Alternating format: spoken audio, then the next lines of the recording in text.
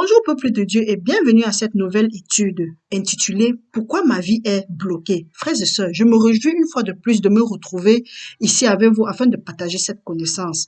Nous sommes nombreux à parfois nous poser la question à savoir «J'ai accepté le Seigneur Jésus-Christ comme mon Seigneur et mon Sauveur. Pourquoi ma vie est bloquée?» Nous allons partager ensemble cette connaissance parce que le Seigneur me met cela à cœur. Mon frère, ma sœur, notre étude est tirée de Galates, en tout cas du livre de Galates, chapitre 1, verset 6. Mon frère, si nous sommes bloqués, si nous n'avançons pas, si nous rencontrons les stagnations, les rejets, la pauvreté, les maladies et autres, ce n'est pas parce que Dieu ne veut pas nous répondre ou bien ce n'est pas parce que notre temps n'est pas encore arrivé, ce n'est pas que notre saison n'est pas encore arrivée, non. Nous avons vu cela, que Dieu nous a bénis avec toutes sortes de bénédictions avant la fondation du monde. Mais qu'est-ce qui fait que nous bloquons? La parole de Dieu nous dit dans Osée 4, 6, mon peuple est détruit parce qu'il manque de la connaissance. Puisque tu as rejeté la connaissance, je te rejetterai et tu seras dépouillé de mon sacerdoce. Puisque tu as oublié la loi de ton Dieu, j'oublierai aussi tes enfants. Mais maintenant, la parole de Dieu nous dit que si l'ignorance nous détruit, la parole de Dieu nous dit dans Proverbe chapitre 11, verset 9b, que le juste est délivré parce qu'il a de la connaissance. Mes frères et sœurs, tu n'es pas bloqué, tu n'es pas toujours en captivité, ou bien tu n'es pas affligé parce que tu ne pries pas. La preuve en est que la parole de Dieu, ou bien tu n'as pas accepté le Seigneur Jésus-Christ. La preuve en est que la parole de Dieu dit que c'est son peuple. Donc ce sont ceux-là qui ont accepté le Seigneur Jésus-Christ comme le Seigneur et leur sauveur. Parfois oui, on se pose la question, moi du moins, je me posais la question, je disais que mais j'ai accepté le Seigneur Jésus-Christ. Pourquoi est-ce que je suis frustré? Pourquoi? Alors que mon voisin d'à côté ou bien une autre personne n'avait pas accepté le Seigneur Jésus-Christ, mais sa vie avait tendance à aller mieux que la mienne. C'est le manque de connaissance. Si nous allons un peu plus loin, nous lisons dans Proverbe 14, 15 dit, l'homme simple croit tout ce qu'on lui dit, mais l'homme prudent est attentif à ses pas.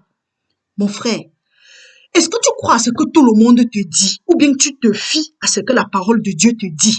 Est-ce que quand on dit quelque chose, comme 1 Thessaloniciens 5, 21 nous dit, retenez ce qui est bon. Est-ce que c'est tout ce que tu comprends que tu appliques sans fouiller les Écritures? Aujourd'hui, nous avons une catégorie de chrétiens. C'est que quand on dit quelque chose à l'église, on dit que oui, parce que c'est mon père spirituel, c'est mon pasteur, c'est ma mère spirituelle, c'est ceci, c'est là. Oui, tu appliques aveuglement. Hey! Quand tu appliques aveuglement, il faut faire très attention parce que parfois ces gens-là, eux-mêmes, ce ne sont que des êtres humains. Parfois, ils appliquent la parole de Dieu juste à leur don pour se servir eux-mêmes. Ils ne te pointent pas au Christ. Alors que la parole de Dieu dit qu'à un moment, que Dieu nous a bénis de toutes sortes de bénédictions spirituelles dans les lieux célestes. Mon frère, si aujourd'hui, tu te rends compte que ta situation ne change pas malgré le fait que tu sois assis ou assise dans une église, mon frère, il est temps de prier et de faire confiance à Dieu. Il est hors de question qu'on passe le temps à te dire, oui, Dieu est sur le point de te bénir. Dieu, ça c'est ta saison. Dieu a un temps, il y a un temps pour toutes choses. La parole de Dieu dit que ça c'est le jour du salut. Mon frère, tu as accepté le Seigneur Jésus-Christ. Quand on dit que ta bénédiction est à la porte, et ceci, cela, ça fait que parfois même nous, les chrétiens, ceux qui ont accepté le Seigneur Jésus-Christ comme le Seigneur leur sauveur, ils ont tendance même à douter, à dire que mais est-ce que Dieu existe réellement? Pourquoi depuis que je demande telle chose, ça ne m'est pas arrivé? Ce n'est pas que Dieu ne veut pas te donner. Il dit ceci. Il dit dans Josué 1:8. Oui, lisons au nom du Seigneur. Il dit ceci. Que ce livre de la loi ne s'éloigne point de ta bouche. Médite-le jour et nuit pour agir fidèlement selon tout ce qui est écrit. Car c'est alors que tu auras du succès dans toutes tes entreprises. C'est alors que tu réussiras. Mon frère, tu te confies en quoi? En la parole d'un homme ou en la parole de Dieu? Parce que quand nous lisons aussi dans Galates, qui est vraiment même notre étude, quand nous lisons dans Galates 1, à partir du verset 6 jusqu'à 9, nous lisons au nom du Seigneur. Je m'étonne que vous vous détournez si promptement de celui qui vous a appelé par la grâce de Christ pour passer à un autre évangile. Non pas qu'il y ait un autre évangile, mais il y a des gens qui vous troublent et qui veulent renverser l'évangile de Christ. Mais quand un ange du ciel annoncerait un autre évangile que celui que nous avons prêché, qu'il soit anathème. Nous l'avons dit précédemment et je le répète à cette heure. Si quelqu'un vous annonce un autre évangile que celui que vous avez reçu, qu'il soit anathème. Anathème en fait même veut dire être maudit. Tu suis quel genre d'évangile? Parce que la parole de Dieu, Dieu dit que sa parole ne sort pas et rentre sans avoir fait ce dont pourquoi elle est sortie. Tu suis ce que les hommes te disent parce que tu es trompé, ou tu suis ce que Dieu te dit. Pourquoi est-ce que la génération d'aujourd'hui que nous sommes, nous qui sommes, pourquoi nous ne pouvons pas faire comme les Bériens, que quand on nous dit quelque chose, nous allons regarder si ce qu'on est en train de nous prêcher est vrai. Nous prenons tout, nous avalons.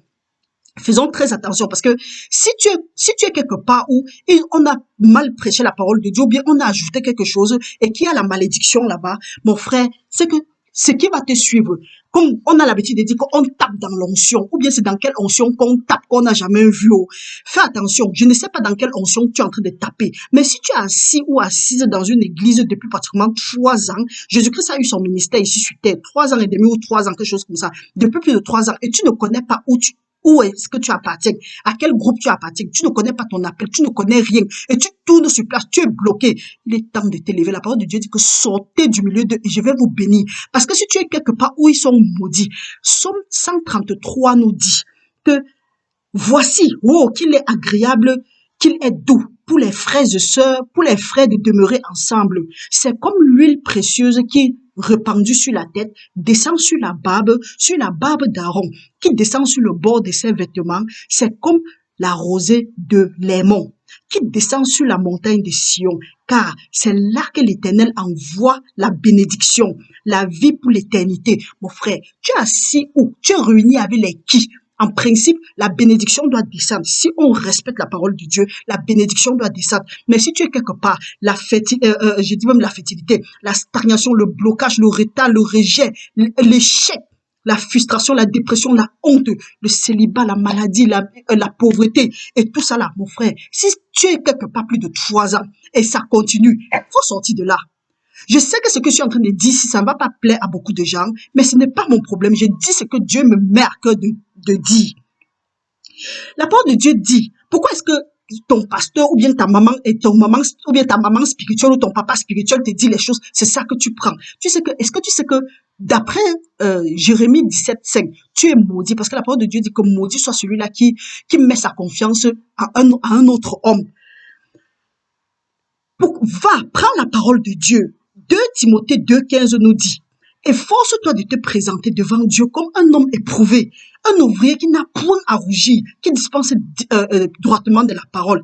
Il est curieux que parfois quand tu vois, tu essayes de prendre ton expérience, tu expliques, tu dis que non, regarde, nous sommes sur la mauvaise route, venons plutôt comme ça là. Non, on rejette, on dit que tu veux dire quoi à qui? Nous on fait ça comme ça là, nous faisons ça depuis.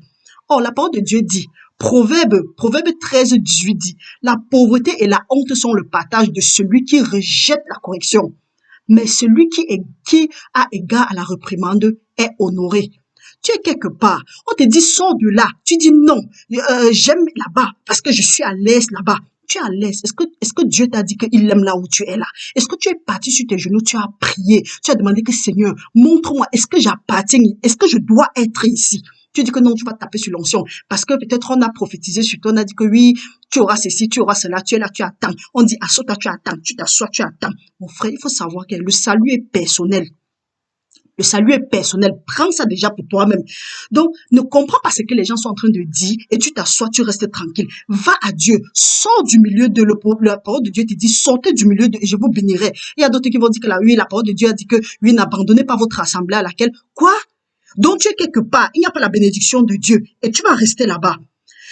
Marc 7, je crois c'est 7, Marc 7:13 dit, nous annulons la parole de Dieu par nos traditions en tout cas par nos traditions que nous avons établies et nous faisons beaucoup d'autres choses semblables. Mon frère, ma sœur, la tradition c'est quoi? C'est ce que tu fais constamment, ce qui est une routine. On te dit non, la parole de Dieu te dit que c'est la vérité qui affranchit. Vous connaîtrez la vérité va vous affranchir. Et c'est la connaissance qui nous délivre. Quelqu'un te dit qu'il faut s'aimer, il faut faire la sémence de ceci, il faut s'aimer jusqu'à s'aimer même pour ton chien qui est à la maison, s'aimer pour avoir le mari, s'aimer pour avoir les enfants. Ce qui avait été dit aujourd'hui, c'est que ça va pas plaire à beaucoup de gens comme je l'ai dit déjà. Il faut savoir que si tu as s'aimer quelque part, va te repentir parce que Dieu n'a dit à aucun endroit que tu dois s'aimer pour que tu aies la bénédiction. Il dit ceci, que s'il a donné son fils unique, afin que quiconque croit en lui ne périsse pas, mais qu'il ait la vie éternelle. Est-ce que Dieu a besoin de ton argent là que tu viens s'aimer? Dieu n'a pas besoin de ton argent. Dieu ne peut pas avoir ta bénédiction et il dit que tu vas le payer. Donc si tu es quelque part, on dit que non, il faut s'aimer pour l'année prochaine, il faut s'aimer. Tu es là, tu tournes à rond, tu es bloqué sur toi-même. La seule personne qui profite de la percée, qui s'en sort, c'est celui-là qui te demande de s'aimer. Eux, ils forment leur projet, ils viennent, c'est vous qui financez. Pourquoi ils en veulent seulement à votre argent? On ne se soucie même pas de ton état d'âme. Si tu fais ça, tu pars à la maison, tu déprimes, c'est ton problème. Tu es frustré, tu ne payes pas ton loyer. On dit que non, si tu veux faire un business, viens s'aimer le prix de ton business. Si tu veux faire quelque chose, viens s'aimer. S'aimer quoi? Même quand on parle du semeur dans la parole de Dieu, la parole de Dieu dit que un semeur est sorti, il a sémé. Il a sémé la parole de Dieu. Il n'a pas sémé l'argent. Pourquoi est-ce que toi, tu passes le temps, on te dit oui, il faut payer la dîme, il faut payer l'offrande, il faut payer ceci, il faut payer cela, et tu es prêt à payer. Jusqu'à dire que oui, tu vas donner plutôt, tu vas payer parce que Dieu va te bénir en fonction de ce que tu as donné. Ça, c'est le mensonge. Ça, ce n'est pas l'évangile de Dieu. Dieu, tout ce que Dieu veut, il veut ton obéissance. Quand nous lisons Deutéronome 28 à partir de 1, Dieu dit que si tu obéis à la voix de Dieu, ce que Dieu veut, c'est ton obéissance, c'est ta vie de sanctification. Plus que ça, Dieu ne veut pas. Dieu n'est pas pauvre pour vouloir à ton argent. Et Dieu n'est pas méchant pour ne pas te bénir. C'est là où tu es qui t'empêche d'entrer dans ta bénédiction. Mon frère, ma soeur, quand je dis ça, la parole de Dieu dit que, en tout cas pas la parole de Dieu, moi je dis, en tout cas pour moi, c'est quand tu as traversé quelque chose que tu sais ce que les gens peuvent souffrir. Je sais, nous sommes nombreux et quand tu causes avec des gens, tu vois, des gens sont déprimés, les gens sont abattus. Ils se posent même la question à savoir, est-ce que Dieu existe? Dieu, mon frère, ma soeur, je vais te dire, Dieu existe. Dieu n'attend que toi. Va, entre dans ton intime, donc entre dans ta chambre. Prie le Seigneur et tu vas voir, il va te guérir. Tu es là, Dieu a dit qu'il a envoyé sa parole et il t'a guéri. Sa parole, c'est qui? C'est Jésus-Christ. Ce sont tes finances qui sont malades. Dieu a envoyé sa parole. Tu vis le célibat. Dieu a envoyé sa parole. Tu es pauvre. Du moins, on a parlé de ça. Tu n'enfantes pas. Dieu a envoyé sa parole. Et tu as quel problème? Tu es déprimé. Dieu a envoyé sa parole. Tu es rejeté. Dieu a envoyé sa parole. Dieu a envoyé sa parole en tout, sur tout ce que tu peux vivre. Pourquoi est-ce que tu laisses qu'un autre homme vienne t'imposer ce que tu vas faire? Jusqu'on dit que, oh, il faut payer ceci, il faut payer cela. Mon frère, j'ai dit ici et je continue à le dire. Ta dîme, tes offrandes. Je ne dis pas de ne pas aider les églises, de ne pas aider l'œuvre de Dieu. Mais ce n'est pas ça qui te délivre. Dieu ne tient pas compte de ça. Et ce n'est écrit nulle part que donner comme ça là aux hommes de Dieu, donner comme ça là. La parole de Dieu dit, allez chercher les pauvres. Si tu veux que Dieu arrange tes finances, mon frère, va lire Psaume 41. Tu vas voir ce qui est écrit dedans. Donc arrêtons de suivre les gens aveuglement. Après, on rentre, on est frustré, on déprime et on dit que Dieu n'existe pas. Dieu existe. Je vais te dire, si cette année-ci, voilà l'année 2022 qui est en train de finir, si tu constates que les années passées, tu as tourné sur toi-même, voilà l'année 2023, il est temps, tu peux encore faire, tu peux encore changer. Tu dis que ça, l'année 2023, je ne vais plus tourner à rond. Je ne veux pas être comme le peuple d'Israël qui a passé le temps à tourner dans le désert. Je vais avancer parce que c'est la volonté de Dieu, mon frère, ma soeur, que tu prospères à tous égards, qu'on prospère l'état de ton âme. Pas que tu restes là, tu t'assois, tu dis que non. Ta bénédiction est en route parce qu'un soi-disant homme de Dieu ou femme de Dieu a dit que ta bénédiction est en route. Ta bénédiction n'est pas en route. Ta bénédiction est même là depuis. Mais c'est que tu n'arrives pas à voir parce qu'il y a le manque de connaissance. Il y a le manque de connaissance. Demande à Dieu la connaissance. C'est pour ça qu'il dit dans Jacques 1,5 que si tu manques de sagesse, demande à Dieu et il va te donner. Et demande avec foi. Ta bénédiction n'est pas en haut, ta bénédiction est là même avant que tu n'arrives sur la terre. Ta bénédiction est là même avant la fondation du monde. Donc laisse-la faire qu'on dit que ta bénédiction est en route, c'est monté, c'est descendu, je prophétise dans ta vie. Et les fausses prophéties, commence à renoncer aux fausses prophéties. Va dans la parole de Dieu. On a dit ici que le meilleur combattant de ton combat, c'est toi-même. Laisse ça. Voilà l'année 2023 qui arrive. Dis que Seigneur, d'autres années, j'ai tourné parce que j'étais dans l'ignorance. Aujourd'hui, si, ma vie doit avancer parce que c'est ta volonté qui est prospère à tout égard, comme prospère l'état de mon âme. Mon frère, ma soeur, va, fonce. Le Seigneur est avec toi. Laissez les trucs que vous faites confiance aux hommes de Dieu ou aux femmes de Dieu. Ce n'est que la chair. Et au contraire, ils en veulent seulement à vos porte-monnaie, du moins. Pourquoi est-ce qu'il dit même ça? Toi-même qui es là, depuis que tu fais quelque chose, la parole de Dieu dit qu'on annule la parole de Dieu dans nos vies à cause de nos traditions. Parce que quand on parle de tradition, certains gens voient seulement les canaris au village. Non. Ce que tu fais constamment, comme une routine, tu te lèves, tu pars au travail, c'est une tradition. Tu manges à 13 heures, c'est une tradition. Tu fais quelque chose, ça devient une tradition. Dieu ne veut pas que vous tournez comme ça. Là, dans les églises, on impose des choses. On dit il faut donner 10% de... C'est écrit où? Ça, c'était la loi. Et la parole de Dieu dit que si quelqu'un obéit seulement à une partie de la loi, il n'obéit pas tout. Il est sous la malédiction. Nous sommes sous la grâce. Nous sommes sous la grâce, mes frères et sœurs. Donc, prenons ça au sérieux et nous disons que nous entrons en 2023.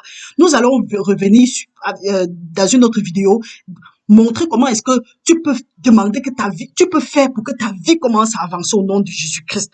Mon frère, ma sœur, je prie selon Timothée 2,7, qui dit que le Seigneur te donne l'intelligence en toutes choses. Je prie qu'il te donne l'intelligence en toutes choses afin que tu comprennes ce qu'il est en train de dire. Il est temps maintenant d'avancer. Tu es trop resté là-bas. Tu dois entrer dans ton Canaan. Donc, bien aimé, reste béni au nom de Jésus-Christ et nous allons nous voir à la prochaine séance. Bonne journée au nom de Jésus-Christ. Amen.